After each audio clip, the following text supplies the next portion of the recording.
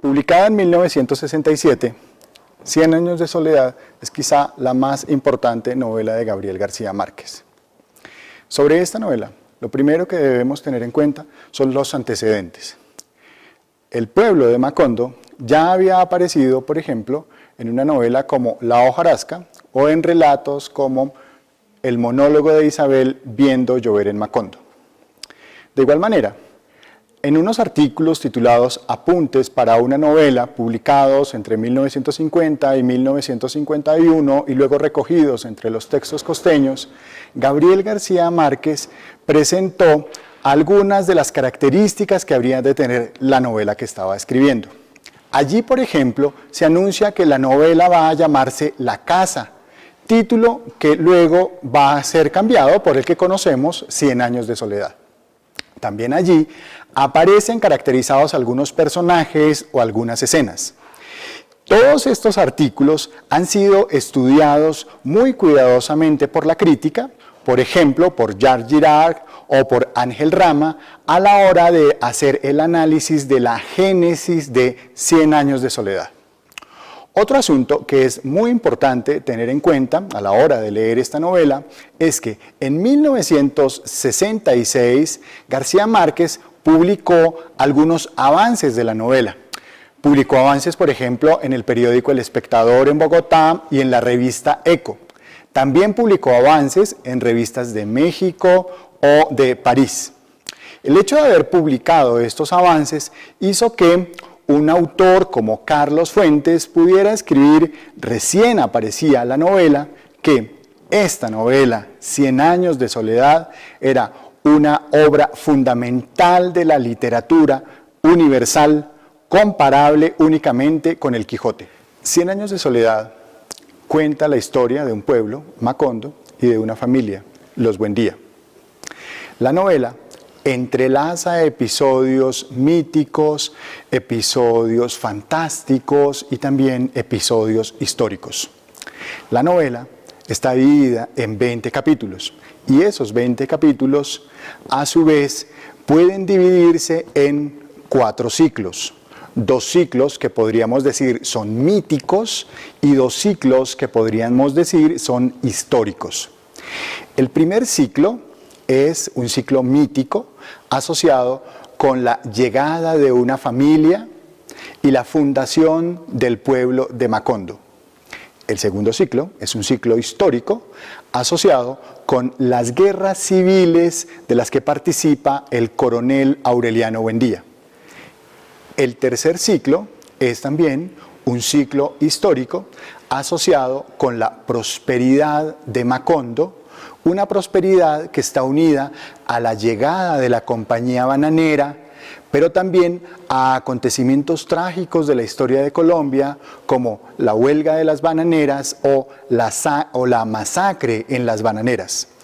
El último ciclo de la novela es un ciclo claramente mítico, en donde vemos, por ejemplo, cómo va desapareciendo Macondo, cómo la historia de la familia se está cerrando y cómo llega un viento apocalíptico que arrasa Macondo y deja a un personaje solo, Aureliano, leyendo la novela.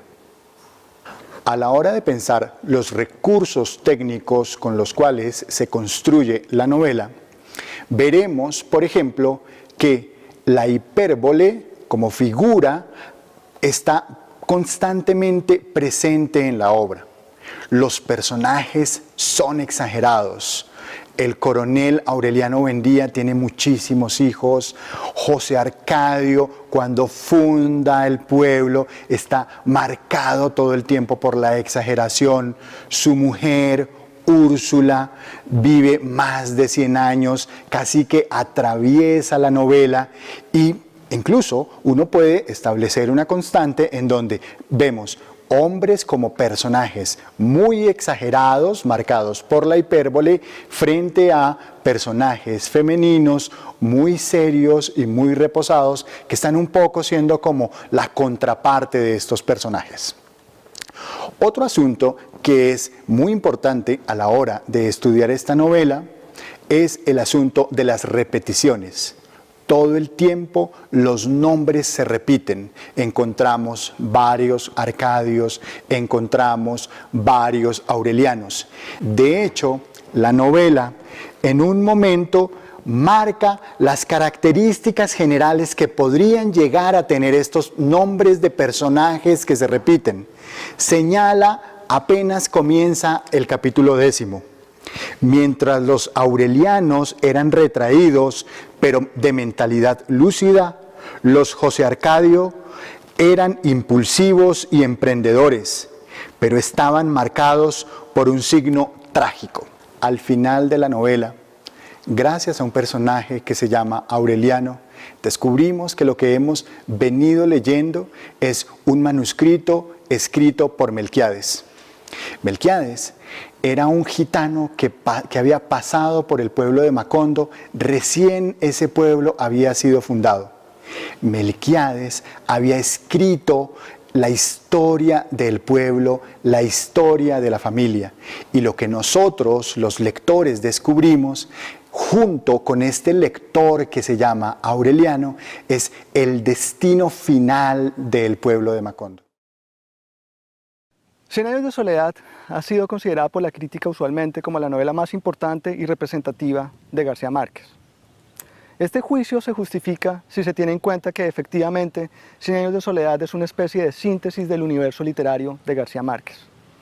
Macondo, este espacio simbólico y geográfico que es recreado en Cien años de soledad, debe pensarse entonces no solo como un pueblo ficticio, sino ante todo como una especie de estrategia literaria que permite a García Márquez rearticular los diferentes personajes, espacios, situaciones, pero ante todo sus obsesiones que lo han perseguido a través de toda su obra. Una de estas obsesiones más recurrentes es la del aislamiento. Desde El coronel no tiene quien le escriba hasta una obra posterior a Cien años de soledad, como El general en su laberinto, el aislamiento estructura el universo mental de García Márquez. En Cien años de soledad, este aislamiento es recreado a través de 4 ámbitos específicos. El primero, un ámbito que podemos llamar económico en términos de precariedad. El segundo, un ámbito de relaciones interpersonales. Las diferentes subjetividades en Cien años de soledad se encuentran aisladas finalmente unas de otras. Después, en un ámbito que podemos llamar geográfico, Macondo se nos presenta como un espacio que está en una periferia de una centralidad que nunca se menciona, pero que lo está determinando constantemente. Y finalmente, en un espacio histórico, las diferentes genealogías y generaciones en Cien años de soledad están aisladas unas de otras, casi como si no pudieran tener comunicación posible. Es por eso que este aislamiento finalmente puede pensarse como el concepto que articula la soledad que se encuentra como parte del título de la novela. Naturalmente, como en el caso de todos los textos literarios, existen múltiples maneras de abordar 100 años de soledad para una lectura informada. Tal vez debemos recordar que hay unos temas de la novela que empiezan a perfilarse desde el primer momento. Quiero subrayar por ahora el tema del tiempo, el recuerdo, la soledad y la creación de los primeros personajes en la historia. Historia entendida como la historia del pueblo, no la historia de la trama de la novela. De esta manera, si leemos la primera frase de la obra, vamos a entender que ahí están ya cifrados todos los elementos. Y la palabra cifrado es clave para leer Cien años de soledad, que en sí misma es un documento cifrado. Entonces, miremos esa primera frase. Muchos años después, frente al pelotón de fusilamiento, el coronel Aureliano Buendía había de recordar aquella tarde remota en que su padre lo llevó a conocer el hielo. Macondo era entonces una aldea de 20 casas de barro y caña brava construidas a la orilla de un río de aguas diáfanas que se precipitaban por un lecho de piedras pulidas, blancas y enormes como huevos prehistóricos. El mundo era tan reciente que muchas cosas carecían de nombre y para mencionarlas había que señalarlas con el dedo. Todos los años, por el mes de marzo, una familia de gitanos desarrapados plantaba su carpa cerca de la aldea y con un grande alboroto de pitos y timbales daban a conocer los nuevos inventos. Hasta ahí, en realidad, vamos a encontrar el tema del tiempo y del tiempo histórico. Mirémoslo en detalle. Muchos años después, frente al pelotón de fusilamiento. Muchos años después, ¿de qué? Repito, muchos años después, frente al pelotón de fusilamiento, el coronel Aureliano Buendía había de recordar aquella tarde remota en que su padre lo llevó a conocer el hielo. Ese momento es anterior al inicio de la narración. Y entonces la novela, en su primera frase, dice: yo soy un problema de tiempo. El tiempo aquí va a ser complicado. Pongan atención. Y empieza, desde luego, a echar para atrás en el tiempo. Dice: Macondo era entonces, en aquella época, en ese momento, en esa época remota, una aldea de 20 casas de barro y caña brava, construidas a la orilla de un río de aguas diáfanas que se precipitaban por un lecho de piedras pulidas, blancas y enormes como huevos prehistóricos. Es un tiempo remoto en el pasado. Otro poquito. El mundo era tan reciente que muchas cosas carecían de nombre y para mencionarlas había que señalarlas con el dedo. Aquí acaba de juntar la dimensión temporal con el lenguaje. Había que señalar con el dedo porque el lenguaje todavía como que no estaba muy organizado. Entonces, vuelvo a muchos años después. Nos dice esta frase cuya estructura es recurrente a lo largo de la novela. En el primer capítulo aparece al menos 5 veces con diferentes sujetos y en diferentes momentos de la historia, siempre asociados a otra cosa muy importante en esta novela, que es el recuerdo. Había de recordar, además, es un tiempo verbal complejo, era necesario recordar, era inevitable, siempre habría que recordar. Entonces la frase al repetirse con una frase temporal, mucho tiempo después, años después, meses después, alguien que por lo general es Aureliano Buendía, iba a recordar necesariamente, era obligatorio recordar, por así decirlo. Entonces vimos cómo se juntan esas 3 dimensiones fantásticamente entrelazadas a lo largo de toda esta novela: el tiempo, la historia, el lenguaje. A partir de aquí, el primer capítulo, que tiene unos 25 párrafos, se estructura en torno a los ciclos marcados por la llegada de los gitanos. Y a medida que van llegando cochadas de gitanos una tras otra, se va perfilando otro tipo de tiempo. En el primer párrafo, por ejemplo, dice que todos los años por el mes de marzo una familia de gitanos llegaba. Un poquito más abajo dice: primero llevaron el imán, y después dice la presentación del personaje de Melquíades, que es un personaje clave, y es el primer personaje que aparece en la novela. Es el personaje que va a escribir los manuscritos que vamos a desentrañar en el curso de nuestra lectura de esta novela. Después vuelve José Arcadio Buendía y dice: bueno, esto que trajeron estos gitanos me sirve para este proyecto. Emprende ese proyecto con locura y fracasa. Úrsula reniega, alega o llora y José Arcadio renuncia. Pasa un tiempo. Al marzo siguiente, meses después, cuando volvió Melquíades, cuando llegaron los otros gitanos, vuelve y pasa lo mismo. Entonces, en el primer capítulo, como vimos ya insinuado en el primer párrafo, hay una estructura circular. Tenemos que acostumbrarnos a revisar las estructuras circulares en 100 años de soledad para entender la secuencia de generaciones de la familia Buendía a lo largo de los 100 años y para descubrir la manera como paulatinamente la lectura de los manuscritos se va haciendo cada vez más posible. Hemos visto que 100 años de soledad está construida a partir de las obras anteriores de Gabriel García Márquez, y esto aplica también para los personajes. En 100 años de soledad se completa la historia de algunos de los personajes, pero también vemos cómo ciertos patrones se repiten. Un ejemplo especialmente interesante es este contraste entre algunos de los personajes femeninos y los masculinos. Nos encontramos con mujeres fuertes, sensatas, lógicas, prácticas, que viven el presente, y por otro lado nos encontramos con hombres idealistas, soñadores, que tienen la mirada puesta en el futuro, o hombres simplemente obsesionados con algo que les impide estar al tanto del día a día. Estos contrastes crean algo que es muy interesante, que es la pareja dispareja. La pareja dispareja la podíamos ver claramente, por ejemplo, en El coronel no tiene quien le escriba, en este contraste entre el coronel idealista con una dignidad que le impide ser productivo y su esposa, por otro lado, absolutamente pragmática, que logra sostener la economía doméstica en el vacío. Otro ejemplo interesante quizás de esta pareja dispareja es el de Úrsula y Baltasar en La prodigiosa tarde de Baltasar. Ahora bien, ¿qué vemos en Cien años de soledad? El contraste entre los personajes femeninos y los personajes masculinos se realiza de una forma aún más detenida.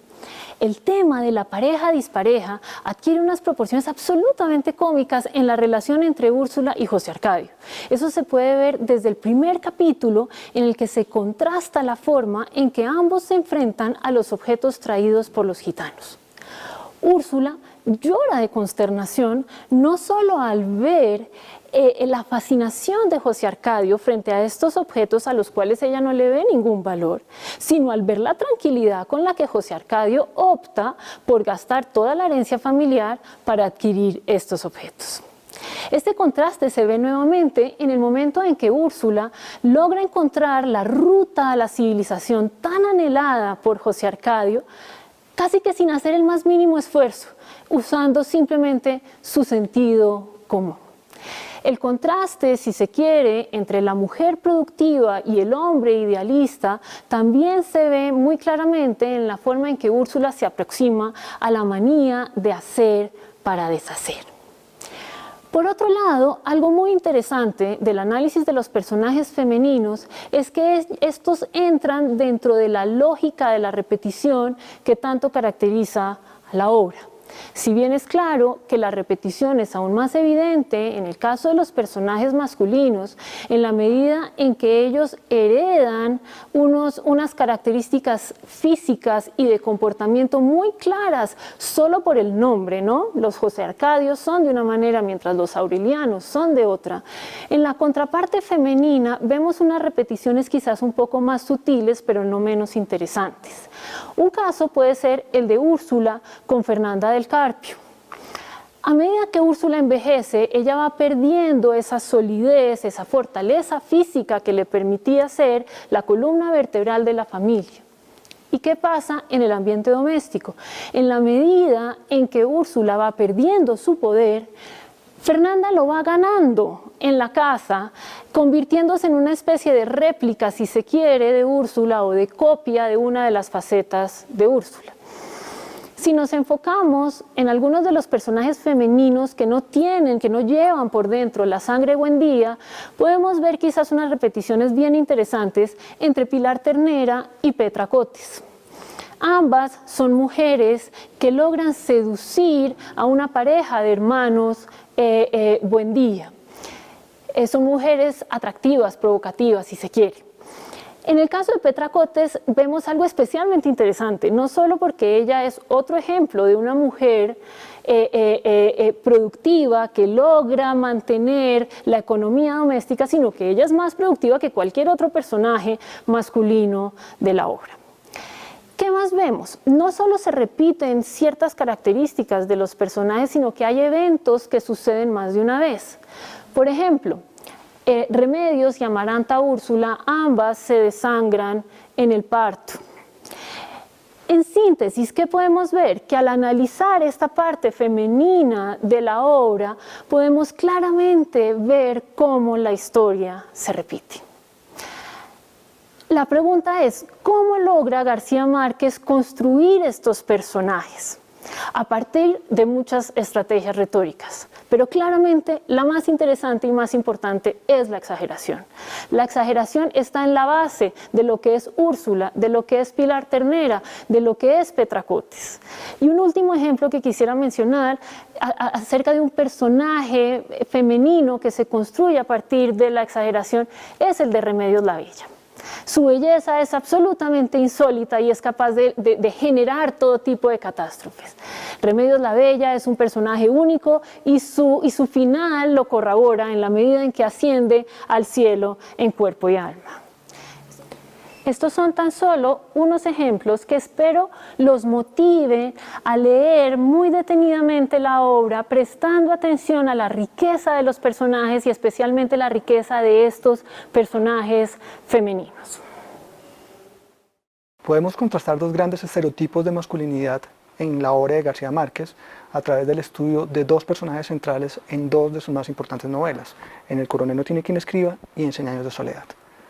En El coronel, por una parte, tenemos al personaje justamente del coronel.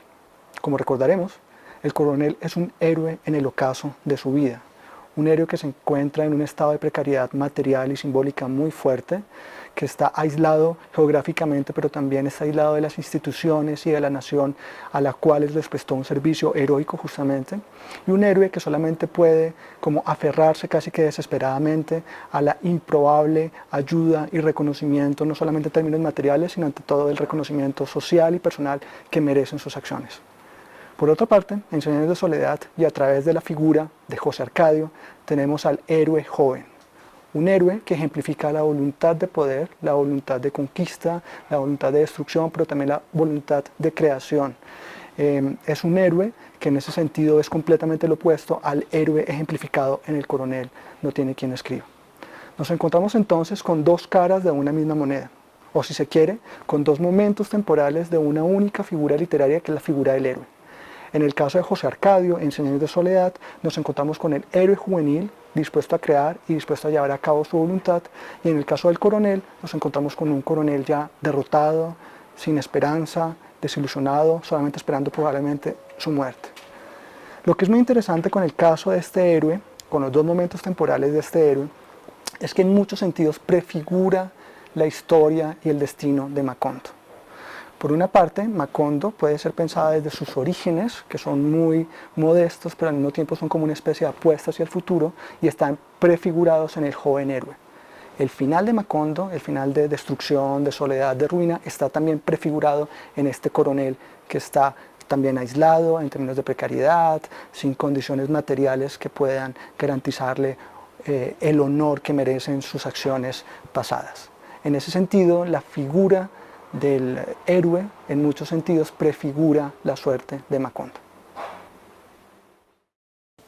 Al final de 100 años de soledad, descubrimos que lo que estamos leyendo es en realidad un acto de lectura. El lector que nos encontramos es Aureliano. Este lector, personaje, se encuentra en los últimos capítulos de la novela con algunos personajes que hacen parte de la historia de la formación literaria de Gabriel García Márquez. En la mitad del capítulo 19 se señala, por ejemplo, Aureliano siguió reuniéndose todas las tardes con los 4 discutidores, que se llamaban Álvaro, Germán, Alfonso y Gabriel. Esos 4 discutidores son en realidad los miembros de lo que más tarde la crítica llamó el Grupo de Barranquilla. Alfonso Fuenmayor, Germán Vargas, Álvaro Cepeda y el propio Gabriel García Márquez. Poner a estos personajes que son históricos y hacen parte de la formación cultural del joven Gabriel García Márquez muestra muy bien la idea que él tenía de la lectura como ejercicio formador. El personaje lector, Aureliano, al final de la novela, nos descubre, por ejemplo, quién es Gabriel García.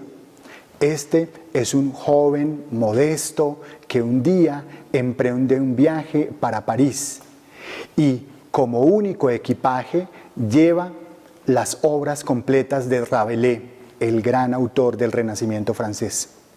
Este Gabriel García, cuando escribe su novela, deja también muestras de sus lecturas. Al pensar la figura del lector como personaje que no solo es decisivo en la construcción de la novela, sino fundamental a la hora de definir el desenlace de la novela, vienen a cuento al menos dos preguntas. Una, ¿cuál es mi función como lector que está leyendo una novela que se cierra en un acto de lectura? Primera pregunta. La segunda sería, ¿cuáles referencias literarias encuentro yo en esta novela? Ya hemos señalado algunas, a la literatura francesa, a la literatura norteamericana, a la literatura latinoamericana. Lo que queda ahora es que usted, al estudiar esta novela, intente buscar otras sugerencias, otras claves de lectura. Llegó el momento de cerrar nuestro quinto módulo acerca de 100 años de soledad. Sin embargo, el análisis de la novela no termina acá, en la medida en que en nuestro próximo módulo continuaremos profundizando acerca de esta obra maestra del autor. Como lo mencionamos, esta obra se nutre de las obras anteriores del autor, en la medida en que se retoman personajes, situaciones y obsesiones que ya se perfilaban en obras anteriores. Ahora bien, ¿qué hemos aprendido hasta el momento? Partimos, como siempre, de una breve presentación de la novela seguida por una mirada al autor. Luego nos enfocamos en el título, 100 años de soledad. Este es un título que marca la importancia de la soledad, una soledad que ya habíamos encontrado en otras obras. Se me viene a la mente El coronel no tiene quien le escriba o un cuento como Los funerales de la mamá grande. Esta soledad encapsula el concepto del aislamiento, que en la novela se puede ver en 4 ámbitos. El ámbito de lo geográfico, el ámbito de lo histórico, el ámbito de lo económico en términos de la precariedad o la escasez y el ámbito de las relaciones interpersonales. Finalmente, este título también atrapa quizás la importancia del tiempo, que como usted muy bien lo sabe, es una de las problemáticas centrales de la novela. Luego pasamos a analizar el primer capítulo de la novela. Resaltamos que en este se plantean problemáticas fundamentales de la obra, tales como el manejo del tiempo, la soledad, la memoria y los personajes. Luego, a través de una lectura detenida del primer párrafo, resaltamos la forma en que se relacionan el tiempo, la historia y el lenguaje. También resaltamos que en este primer capítulo se anticipa la circularidad de la novela misma. Espero que a usted le haya quedado clara la importancia de leer detenidamente este capítulo. Ahora bien, este capítulo también es importante en la medida en que en este se introduce Macondo, sus fundadores y se da inicio a esta saga familiar. Como usted sabe, mediante la unión entre Úrsula Iguarán y José Arcadio Buendía, y vale la pena que usted se tome el tiempo de pensar en este nombre, Arcadio Buendía, se introduce el tema del incesto, tema con el que ya nos habíamos encontrado en el cuento Los funerales de la mamá grande como gran estrategia para mantener el poder oligárquico. En este primer capítulo también se introducen temas fundamentales como lo son la fatalidad y el destino, el aislamiento, la locura y la muerte, todas obsesiones del autor. A nivel formal se introduce la hipérbole, la anticipación y la repetición como estrategias narrativas fundamentales de la novela. También se introducen personajes con sus rasgos tanto físicos como de comportamiento, rasgos que luego volveremos a encontrar en futuras generaciones. Luego nos enfocamos específicamente en los personajes. Partimos del análisis de los personajes femeninos. Destacamos no solo sus rasgos generales, sino que destacamos que a través del estudio de los personajes femeninos podemos ver cómo la historia se repite. Luego nos enfocamos en la figura del héroe y contrastamos el héroe joven al héroe en el ocaso de su vida. Y finalmente nos enfocamos en el personaje lector. Vimos quizás la importancia de la lectura dentro de la novela misma y vimos que al final lo que vemos es una especie de homenaje a la literatura en la medida en que aparecen muchos amigos cercanos del autor. Finalmente, lo invito a que participe en nuestra actividad de cierre y luego pase al último módulo en el cual estudiaremos la estructura de la novela, entendiéndola como un gran ciclo dividido en 4 partes.